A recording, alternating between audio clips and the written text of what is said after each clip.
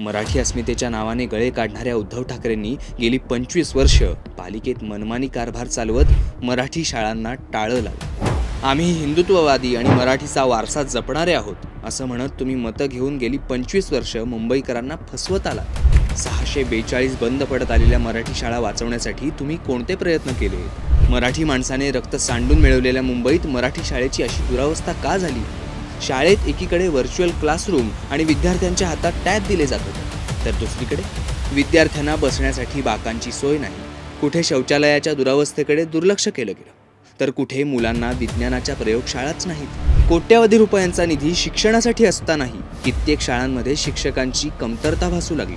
गेल्या 25 वर्षात ठाकरे कुटुंबियांनी पालिकेच्या सत्तेचा गैरवापर करून स्वतःचे बंगले बांधत असताना मराठी शाळेच्या पदरात अपयश पडले. म्हणूनच येणाऱ्या निवडणुकीत मुंबईकर उद्धव ठाकरेंना धडा शिकवणारच, हे नक्की.